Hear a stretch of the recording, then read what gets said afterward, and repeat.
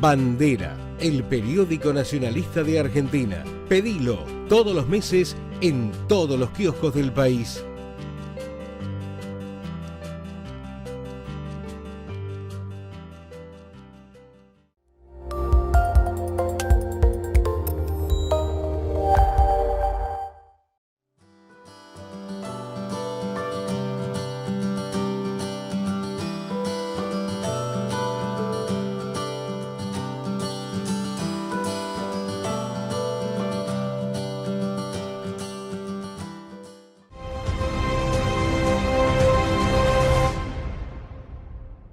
Bueno, seguimos aquí en Contracara con Irwin Landucci. La verdad que veníamos bastante embalados.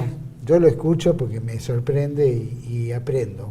Por lo menos de lo que tenía dudas, o sigo con dudas. Sí, o con más, ¿no? O más dudas. O más dudas. Recién hablamos del tema de la élite mundial, ¿no? La masonería que utiliza tantos símbolos y qué sé yo. Y vemos en la mayoría de las organizaciones del mundo, todas sean las que sean, utilizan diferentes estímulos, ¿no? Sean enojos o rituales o los grados 33 de la masonería. El famoso 33. ¿No es cierto? Exactamente. Quiero que me digas cuál es el fin de ellos, cuál es el objeto de que quieran que la sociedad religiosamente acepte una tierra redonda y no plana. ¿Y a dónde quieren llegar? Esférica. Esférica. Porque redondo hace referencia a un círculo, sí, y dentro de... Y la Tierra... En lo plano puede ser circular. Exactamente, también. exactamente. Mirá, es una pregunta que lógicamente va a estar sujeta a especulación, porque ninguno de nosotros pertenecemos a ningún linaje de esos, ¿no es cierto? Como para realmente decir, es así. Como tal vez sí podemos hacerlo matemáticamente a la hora de sacar medidas, ¿no es cierto? Pero especulamos porque hemos visto trabajar mucho estos temas. En estadística, tenemos una estadística que tal vez comprende, ¿no?, un panorama para especular con más certeza. Exacto. Mi opinión es, como te decía, hay una cuestión espiritual muy arraigada detrás de todo esto. O sea, el control del... Cuando uno habla de que la religión es el opio, ¿no es cierto? Yo creo que ahí se está embolsando muchísimo, porque se están embolsando cosas de espiritualidad. O sea, religión, ¿no es cierto? Etimológicamente viene de religar, o sea, de volver a unir a algo. Creo que, como lo que mencionábamos en otro bloque anterior, o sea, estamos hablando de que si nosotros decimos, bueno, a nivel occidental, porque tal vez la otra parte del mundo tiene otra tendencia, ¿no es cierto? Sobre todo la parte musulmana, ellos saben que la tierra es plana. Te lo dice, o sea, te se enseña hasta en el colegio, básicamente. Pero digo, a nivel occidental, hay una cuestión en la que se mezcla esta cosa de religión y espiritualidad a la hora de hablar de un control social, ¿no es cierto? Está claro que hay que vivir con ciertas reglas o con costumbres que sean de un bien decir, ¿no es cierto? Porque a nadie le gusta que lo vengan a robar, a matar y ese tipo de cosas, pero no necesariamente tiene que ser algo dado por Dios a Moisés en una tabla, en un monte, ¿no es cierto?, como viene toda esa historia, porque antes estaba el código Hammurabi, si uno quiere ir a las cuestiones certeras, había un montón de culturas indígenas que no se mataban y no habían recibido ninguna tablilla en ningún monte. Entonces vos vas viendo que hay todo como una mezcla que es muy difícil de comprender. Ahora, a nivel simbólico, nosotros, ¿por qué nos dicen que vivimos en un mundo redondo? Porque se sabe hoy en día que tanto lo que es el judaísmo, ellos adoran, por así decirlo, a Baal, ¿no?, que es el dios impostor. No hablo de todo el judaísmo ni nada, pero quiero decir, en la filosofía, en la religión judaica y también cristiana o católica, en la Biblia mismo también se habla de este dios Baal, ¿no es cierto? Es el de los 1000 nombres. O sea, cuando uno habla de Baal es porque hace referencia a ese toro con un ser humano amamantándolo. También es el mismo decir Baphomet, o decir Aníbal, o decir Horus. Es el mismo fractal a lo largo de las épocas. A medida que el ser humano va cambiando, le presentan el nuevo dibujito, de alguna manera, ¿cierto? Ahora, es muy curioso que nos digan, o sea, nosotros sabemos por una cuestión histórica que existe esta deidad o esta adoración a Baal, y al mismo tiempo nos digan que vivimos en una bola, y que en inglés justamente se dice Baal, bola. Entonces comienza a ver, es un tema muy amplio, los invito a todos, a NUR para Todos es el canal que yo manejo, digamos, donde subo toda esta información. Desde el punto científico, muchísima información, y desde el punto simbólico, más todavía, porque deja las puertas abiertas a otra clase de interpretaciones. Pero básicamente, sin ofender a nadie, ¿no? Sin ofender a nadie, lo que están haciendo hoy en día es endiosarse ellos mismos. La simbología es, ¿quién viene del cielo? Los dioses. ¿Quién baja de la luna? Los astronautas vestidos de blanco, como nos presentan a los dioses, siempre con esas telas blancas, ¿no es cierto? La masonería, que tiene, y está totalmente avalado eso, que tiene una relación directa con la NASA, los astronautas tienen el anillo, están anotados en logias, no lo ocultan eso, se endiosaron. Ellos son los que vienen del cielo ahora. Ahora la moda es endiosar a los astronautas, te lo ponen hasta en los videoclips de reggaetón a un astronauta, básicamente.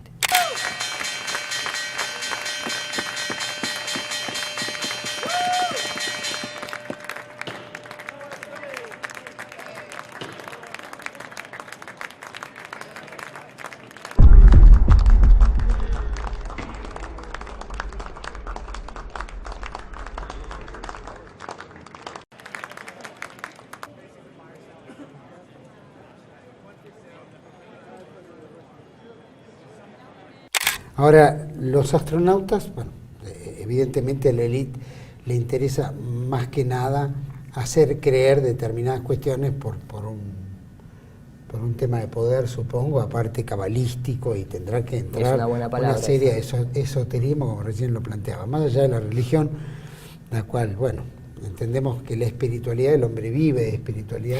No nos queda otra, en algún momento pero también existe una nueva etapa moderna del siglo XXI donde está la religión New Age, y ahí entra todo un bagaje de todas estas cosas raras que de alguna manera tratan de romper con la tradición de algunas religiones como la cristiana, pero te impone otro esquema, suplanta esa religión, tal vez materialista, tal vez esotérica, ¿no es cierto?, con otro envoltorio, con otro sentido, pero también tiene otra profundidad que no tiene nada que ver con lo que uno aspira del amor al prójimo, ¿no?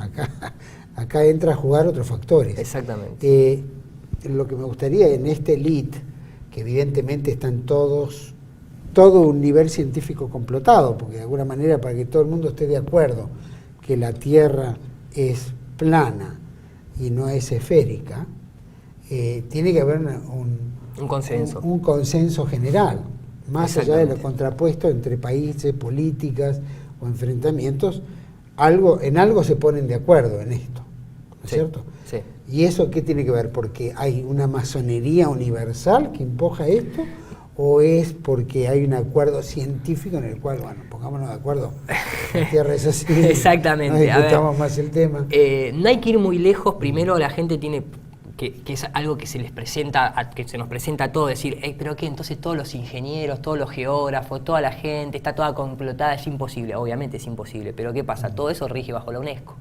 Entonces no es que todos están complotados, es que hay la ONU, la UNESCO, que es la Asociación Científica Educativa, que baja todos los planes de estudio a las universidades, que son católicas algunas, en su mayoría, si son laicas, también vienen por plata de, bueno, ¿no?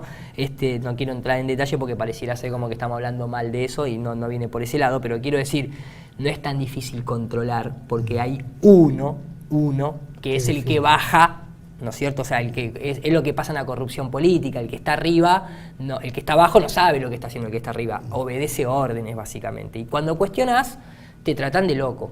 Entonces, después viene todo ese apartheid a la gente que cuestiona, por ejemplo, que el cáncer no se cura con quimioterapia. ¿Cuántos médicos le han sacado la matrícula y tienen problemas por hablar de Hammer?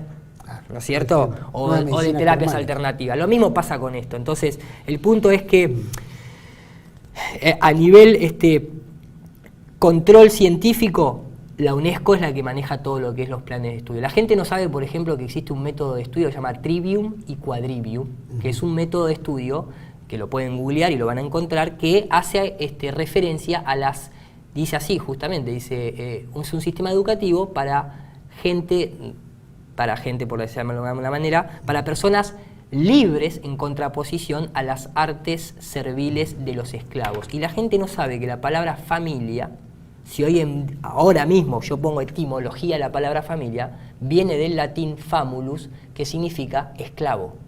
La familia, aunque parezca extraño, la palabra familiar debería decirse linaje, porque vos compartís sangre, no esclavitud con tu familia. Y a nosotros nos tratan constantemente como esclavos. El pedagogo era la persona que educaba a golpes y era un esclavo que tenía la instrucción de educar a otros esclavos, porque no quería el jefe educar a los otros, no quería perder tiempo adoctrinando para que trabajara. Entonces en el sistema educativo hay cosas que están muy transgiversadas, ¿no es cierto? La agenda de la educación prohibida de Pilar Baselga te muestra mucho lo que es esa parte a través de los protocolos de Sion. Entonces digamos que a nivel elite está claro que ellos siguen otra agenda o tienen otro nivel educativo, tienen otro acceso a la información y no la comparten. Y a nivel religioso eso también sucede. Por eso el Vaticano sigue controlando de alguna manera la banca vaticana, el armamento, el sionismo también tiene mucho que ver porque son los dueños de los bancos.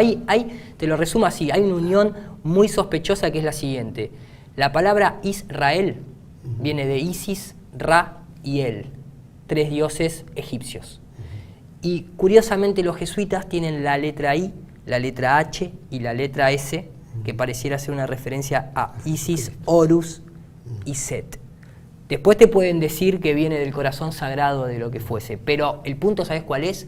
Cuando vos tenés que compararlo en la realidad es, ¿en el Vaticano hay un obelisco? Sí, lo hay. Entonces, IHS, a mí por lo menos, me cabe más que sea Isis, Horus y Set, porque por sus frutos los conoceréis. Es difícil, ¿no? Este temita. Me estás haciendo sudar gota gorda. Quería preguntarte en este tema de la Tierra plana, volviendo, ¿cuán plana es?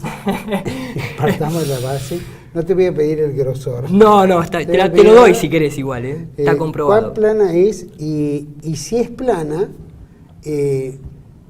los viajes o qué es lo que la rodea, o hay algo que determine un punto donde no se llegue, o hasta dónde podemos llegar si es plana, o tiene un fin, o tiene una terminación, o aparecemos en otra dimensión. Exacto, o sea, qué cuestión esa, ¿no? Mirá, vamos, datos empíricos concretos por si la gente lo quiere corroborar. 1987, el gobierno ruso, con colaboración internacional, desarrollan un proyecto llamado Pozo Kola, Super Kola, con letra K. Fue lo máximo que se pudo excavar en toda la historia de la humanidad. Ninguna petrolera ha alcanzado lo mismo, o si ha alcanzado exactamente lo mismo, lo cual es curioso, que son solamente 12 kilómetros. 12.267 metros se perforó la corteza terrestre de un supuesto radio de 6.400 y pico, ¿no es cierto? Si la Tierra tiene 12.000 y pico, fíjate qué curioso, Ra-Dio, el dios Ra es el que está en el centro, ¿no? Un poquito de simbología, no puedo dejarla de lado, pero bueno, quiero decir, físicamente se sabe que la Tierra aparentemente tiene una profundidad de 12 kilómetros para redondear. Lo comprobó el Pozo Kola. Se rompieron las máquinas, se canceló el proyecto y el director del proyecto en una conferencia de geología dijo, y está la conferencia, dijo, al final sabemos mucho menos de lo que creíamos. Porque pensábamos que hacia abajo, por el supuesto núcleo, las cosas se iban a tornar más blandas y se nos rompieron todas las máquinas. Y no pudimos seguir perforando. Se cerró el pozo, se canceló y no se cuestionó más. ¿No debe haber sido ese punto solo? ¿No habrá otro No, punto? Y encima arrancaron casi a nivel del mar, justo en la zona báltica, ¿no es cierto? Entonces, fíjate también siempre Val, ¿no? Pero bueno, digo, 12 kilómetros. Es esotérico esto, pareciera que fue todo esotérico. Sí, pareciera, ¿no? Pero bueno, la cábala justamente, maestro. Digamos, 12 kilómetros. Las fosas marianas, ¿cuánto tiene? 10 kilómetros. Entonces pareciera haber, vamos a suponer que es circular la forma de la Tierra, vamos a suponer porque nadie lo puede saber, pero digamos, tendríamos 12 kilómetros de tierra y tendríamos 10 kilómetros de agua. O sea, hay tierra para contener el agua, ¿bien? Ahora, fíjate que es muy curioso porque justamente la palabra o la referencia al abismo no significa a una especie de pozo ciego. El abismo es considerado la parte más profunda del océano. Incluso en la Universidad de Yale, cuando se habla de este abismo, se determina que es una superficie plana de miles de kilómetros, plana, algo que no podría suceder en una Tierra esférica. There's a section of abyssal plain, a kind of flat-lying section, a flat surface. All the deep blue is abyssal plain, about 5 kilometers deep. And you see it a lot of places.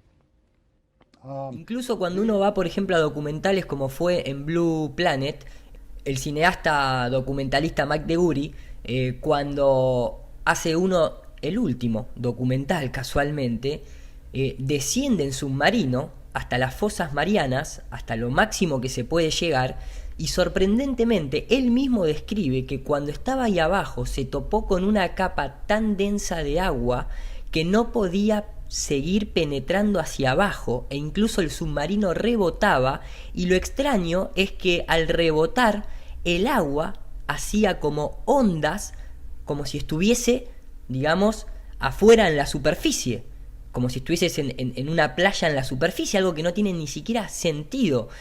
Casualidad que después, cuando iba a filmar una segunda parte, sufre un accidente el helicóptero y se muere.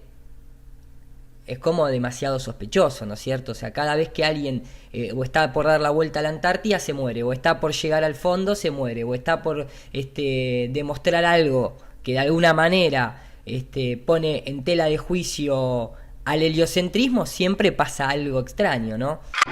One of the strangest places on the ocean's floor was only just discovered in the 1990s.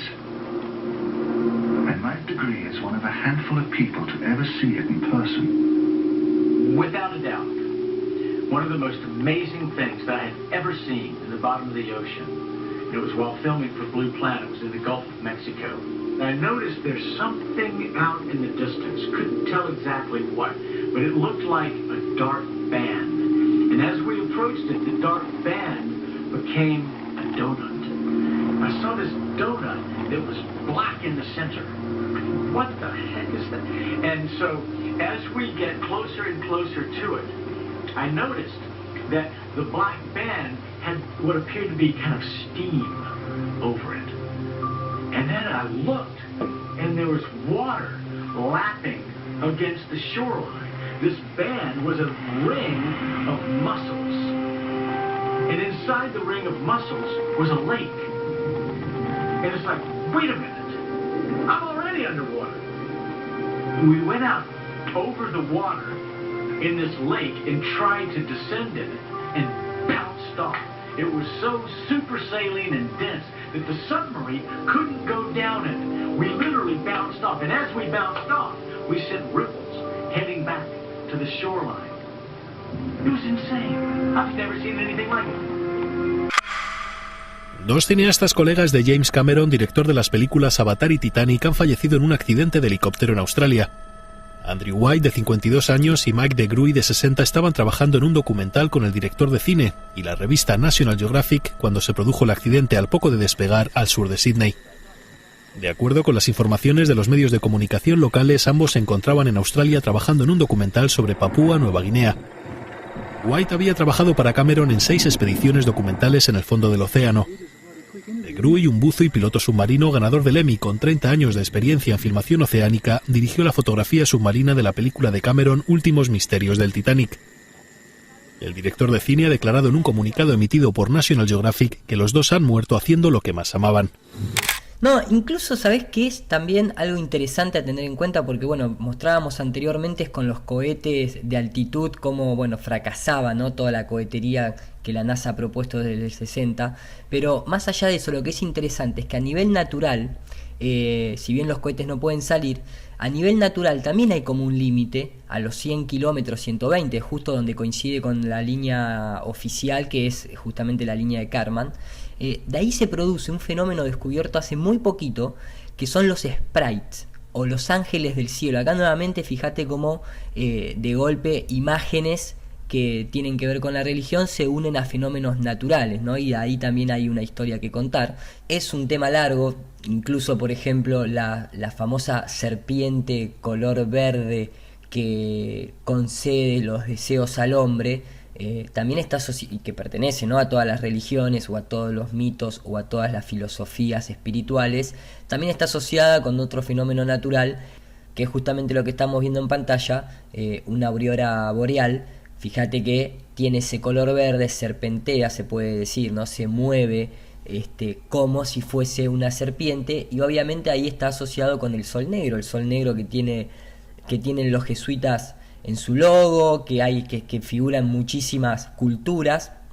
El sol negro es la energía que manifiesta justamente lo energético, ¿no es cierto? Por eso ese flujo de energía electromagnético. El sol blanco es el que proporciona el crecimiento material, pero el sol negro, fíjate, una sencillez, pero cuando uno cumple años siempre te hacen cerrar los ojos para pedir un deseo.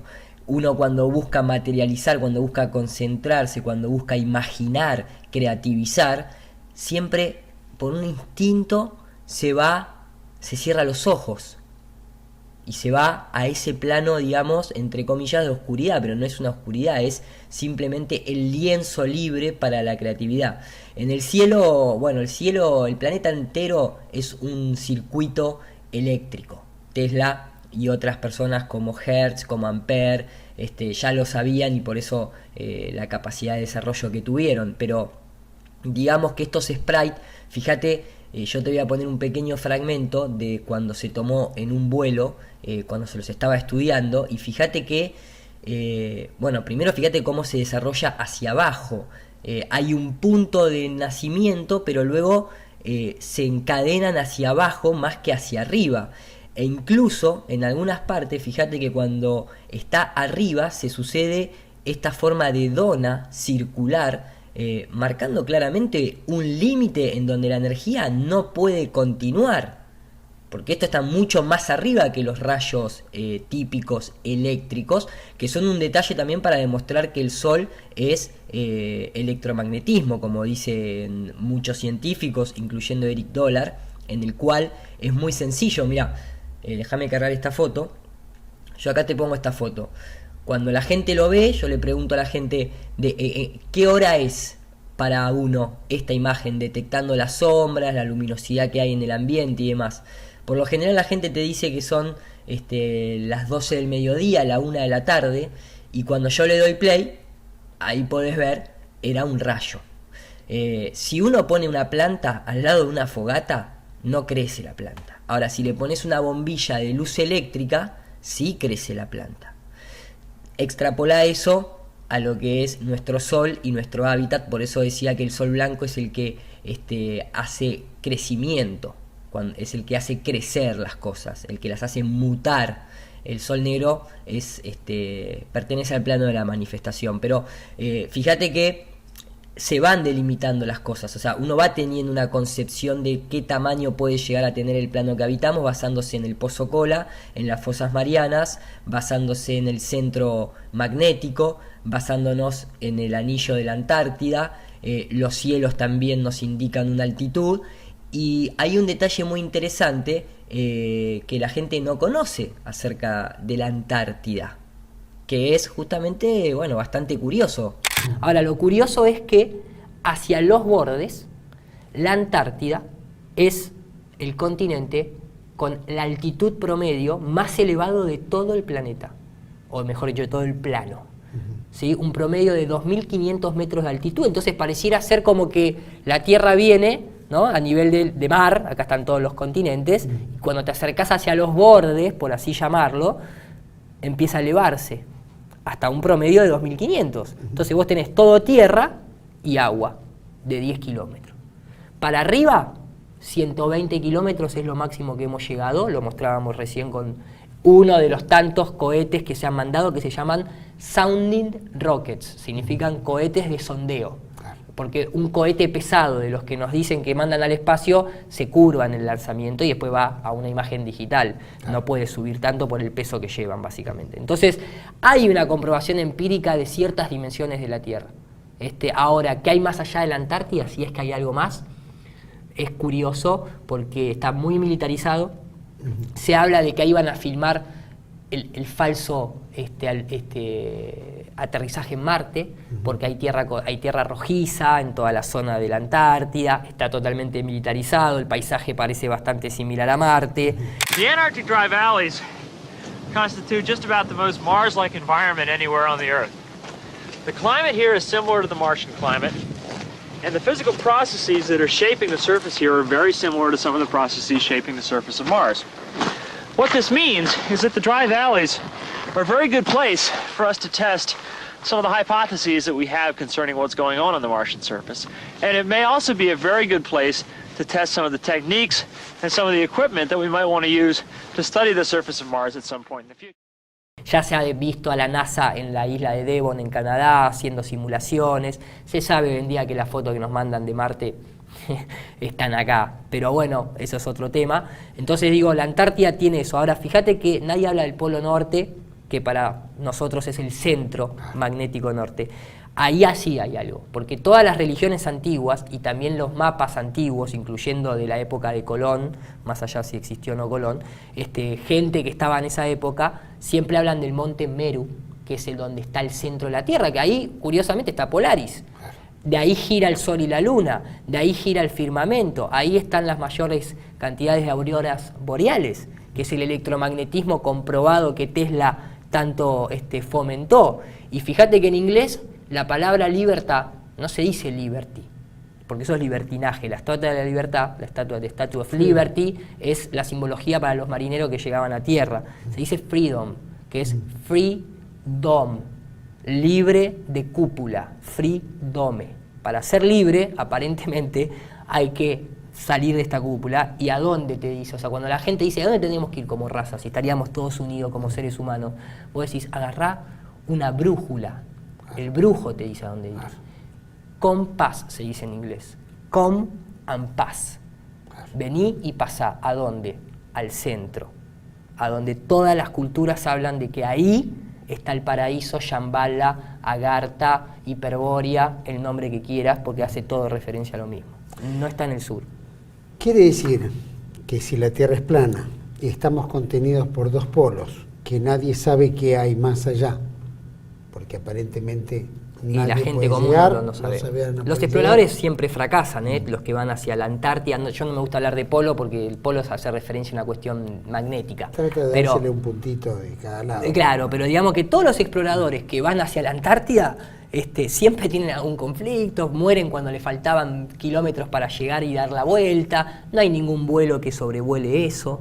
Hay vuelos muy erráticos. Se había desarrollado una aerolínea que hacía todo, creo que eran las sudafricanas, que recorría todo el sur, se supone, entre el sur, lo que se entiende como sur. Cuando se entiende, dar la vuelta al mundo es lo mismo que salir de acá y dar la vuelta a la manzana. O sea, para dar la vuelta al mundo no tiene que ser algo esférico. Con que seas una vuelta en círculo, volvés al mismo lugar. No existe ningún vuelo que haya hecho norte-sur y volver al mismo punto, o sur-norte y volver al mismo punto. De hecho, incluso en una tierra esférica, para ir de Chile o de Argentina a Australia, lo haces así. No tenés que hacerlo así. Lo haces así como en diagonal hacia abajo, vamos a suponerlo, ¿no es cierto? Entonces, ni siquiera en el modelo heliocéntrico se arriesgan a tener... Llegamos a la Luna, llegamos a Marte, la sonda Voyager pasó el límite de de nuestro sistema solar, y no hay un vuelo que haya pasado por el polo y se terminó toda esta discusión. Se puede llegar, hace poco hizo el programa La Brújula que dirigen dos colegas.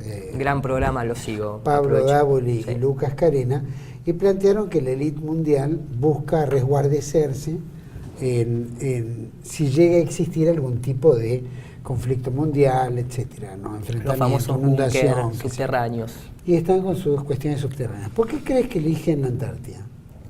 ¿Por qué tiene la Antártida que no tiene?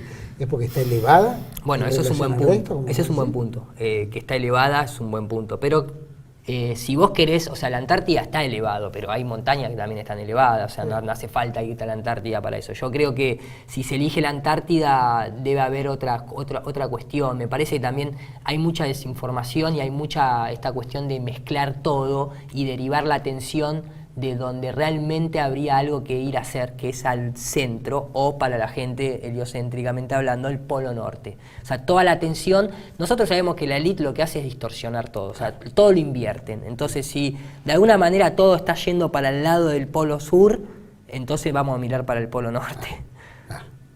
No tengo una respuesta concreta porque hay búnker por todos lados, básicamente, ¿no es cierto? Y si es plana, ¿qué dimensión tiene? ¿O especulan dentro de lo que es la Tierra plana? ¿Hay algún tipo de forma? Mirá, el capitán Cook, en principios no sé si principios finales del siglo XIX, este dato no lo tengo bien, no me lo acuerdo exactamente, intentó bordear la Antártida y bueno, se cansó, básicamente. Quiero decir, bordeó un montón Él fue uno de los primeros que describió, claro, en esa época hay que contemplar la tecnología que tenía, él describió grandes murallas de hielo impenetrables que rodeaban la Tierra. Sacó ese cálculo porque recorrió miles de millas y siempre viendo lo mismo. Hoy en día, mucha gente dentro de este movimiento habla de un domo geométrico sólido. Yo no hablo de eso porque no hay comprobación empírica, sí hay comprobación de gases en un estado que se llama superfluidos, que es cuando la temperatura los cristaliza. Esa es la simbología de una cúpula de cristal. Son gases cristalizados, cualquier químico sabe de lo que estoy hablando. Las paredes de hielo, en realidad, sí existen iceberg. Y cuando vas a la Antártida hay paredes de hielo que no se desprendieron, entonces no los ves flotando como iceberg, pertenecen todavía a la masa continental, pero nuevamente, después de esa pared de hielo, la Antártida se sigue elevando. Entonces, sacar todo el diámetro, si es que es circular, es muy difícil. ¿Por qué? Porque la élite controla, o sea, el mapa es de la ley, dice una canción, ¿no es cierto? Entonces es muy difícil poder decir yo como investigador independiente o cualquiera decir vamos a medir la Tierra. De los... vos habías comentado, creo que hay varios videos en los cuales se les hace entrevista a los pilotos, ¿cómo se dice? A los astronautas que de alguna manera estuvieron en algún lado. Y cada vez que se les pregunta este tema, se irritan enormemente. You're the one who said you walked on the moon when you didn't. Calling the kettle black if I ever thought of it. Saying I misrepresented myself. Away from me. You're a coward and a liar and a thief. ¿Por qué crees que se irritan? Y bueno, creo que porque cae por Maduro, que uno dice, mira, este imbécil me viene a decir la Tierra plana. A mí, justo a mí, me dice, que yo llegué a la Luna. Claro.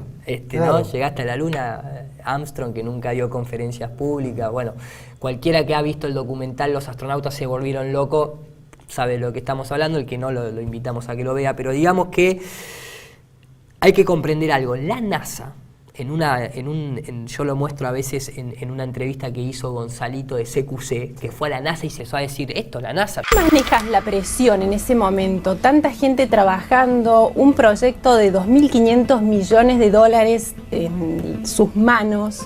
The money, $2.5 billion. We don't put it in the rover and send it to Mars, we spend it here on Earth. That this whole enterprise, if you divide it by every woman, child, man in this country, comes out to be the cost of the movie. I know, I speak on behalf of all my colleagues in science, that's a movie I want to see. Es el saber de que trabajamos en equipo, con honestidad, con sacrificio durante 8 años y con inteligencia.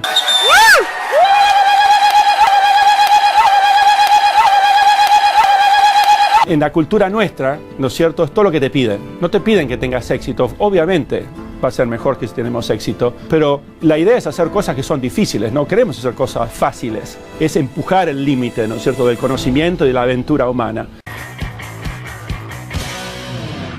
Caiga quien caiga llegó a California, a Pasadena, para intentar develar, entre otras cosas, la pregunta del millón. ¿Existe o no la vida en otro planeta? Para ello, vamos a intentar entrar a la NASA. Sí. Acá estamos. Stop.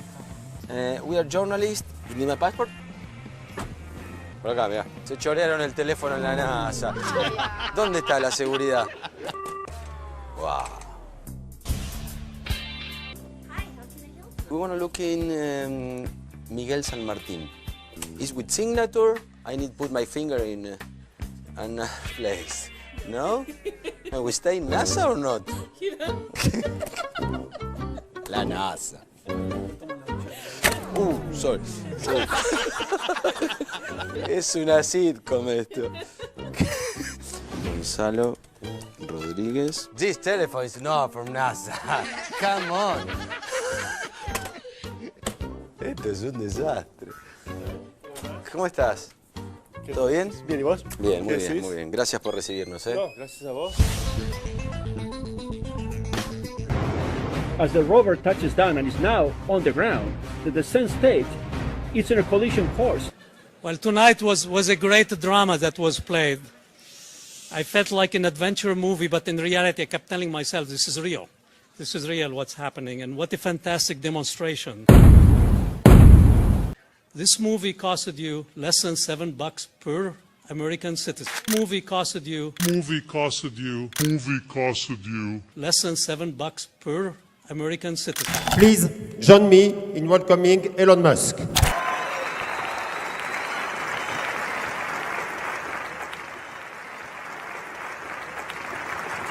Hi, so thank you very much for having me.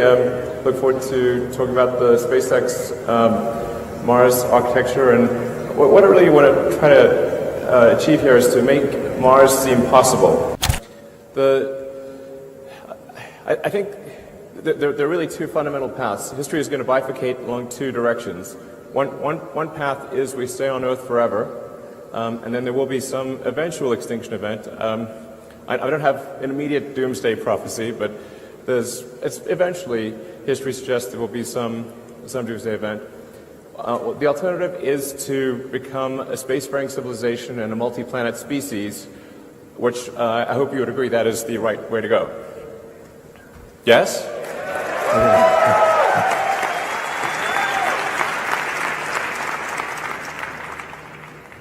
That's what we want. Yeah.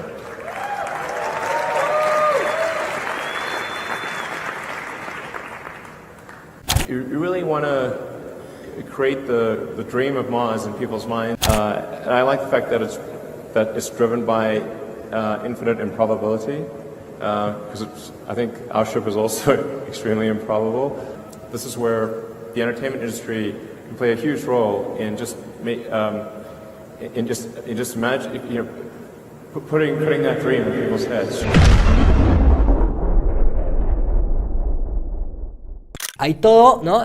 Se sabe que Estados Unidos es un país de mampostería, básicamente, ¿no es cierto? Entonces, ¿el tema cuál es?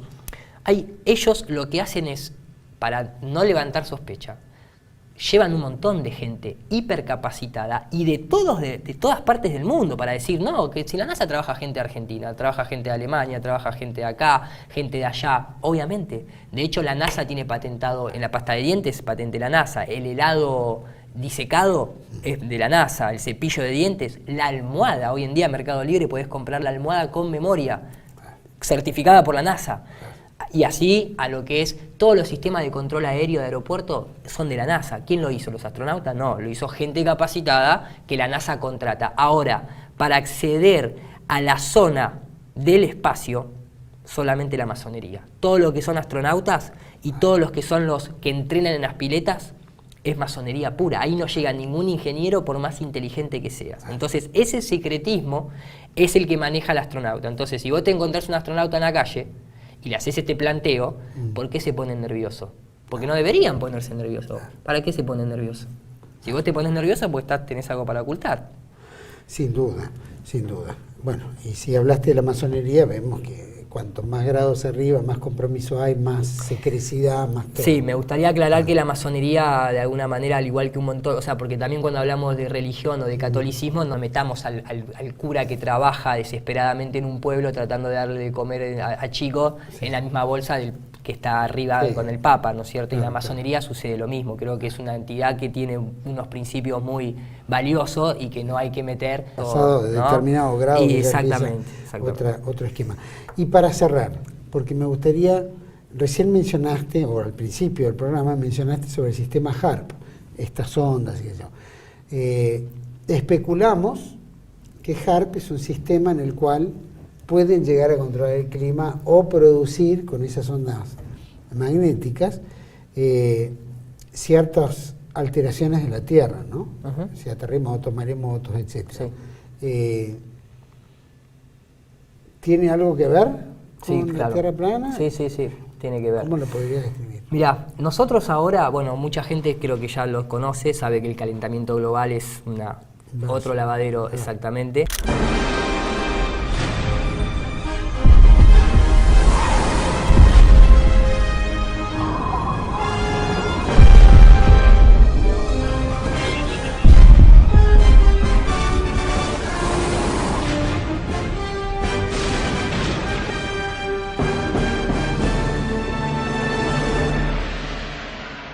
Imagine that we live in an age of reason, and the global warming alarm is dressed up as science, but it's not science, it's propaganda. There's no direct evidence which links 20th century global warming to anthropogenic greenhouse gases. We're just being told lies. That's what it comes down to.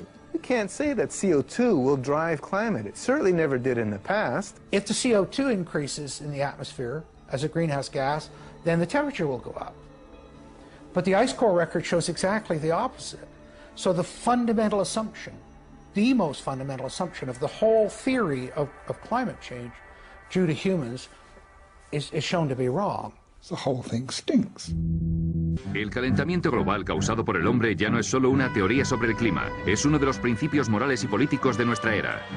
Sus defensores dicen que el debate ha terminado. Cualquier crítica, por muy rigurosamente científica que sea, es ilegítima. O peor aún, peligrosa. And what I said then, and which I still believe, is that global warming really has become a new religion. Because you can't discuss it. It's not proper. ¿Por qué? Porque nosotros estamos en el sol tiene, viste, tiene esas manchitas solares, eso determina el ciclo solar. El ciclo solar son de 22 años. Tiene 11 años de lo que es el máximo solar y tiene 11 años de lo que es el mínimo solar. El mínimo solar es lo que estamos entrando ahora, por eso el propio sistema dijo, no, ahora estamos en Estados Unidos, se llama la pausa del calentamiento global, ¿viste? Como diciendo como la pausa, no es lo que estábamos hirviendo básicamente, que los polos se derretían y todo eso, bueno. Entonces, nosotros estamos en un mínimo del ciclo solar, ahora ya entramos en eso, está desarrollándose. ¿Qué significa eso? Significa que la ionosfera ahora comienza a tener menor carga electromagnética, porque el sol es la que recarga la ionosfera. Entonces las telecomunicaciones comienzan a fallar, porque ya no hay el mismo rebote ionosférico que hay cuando hay un máximo solar.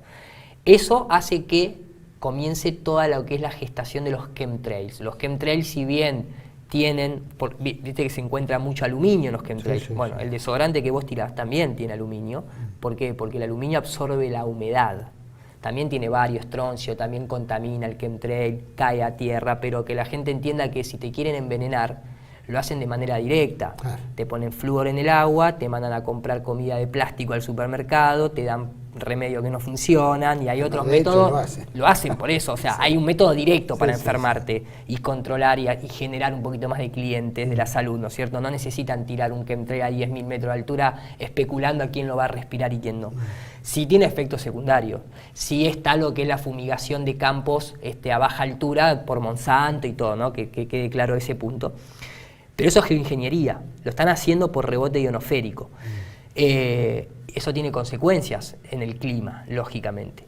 El HAARP, puntualmente, es el sistema de lo que es el array de antenas, se dice así, que surge después de la operación Fishbowl, cuando hacen explotar estas bombas en la ionosfera, y ahí ellos se dan cuenta de que esta explosión excita lo que son las moléculas que se encuentran en la atmósfera, ionizándolas y pueden generar un espejo de rebote.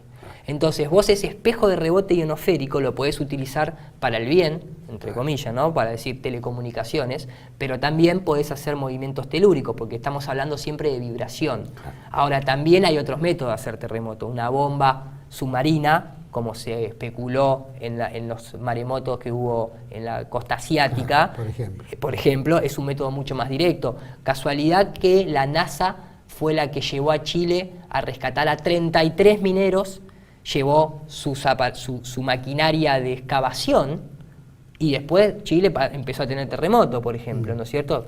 hablaste de especular justamente, ¿no? Pero digamos que hay una relación directa, porque justamente cuando se habla de la Tierra plana, se habla de capas ionosférica, de capa atmosférica, de capa de la termosfera, etcétera, etcétera. Entonces, como son espejos, vos haces rebote. Mira, podría estar horas preguntándote varios temitas.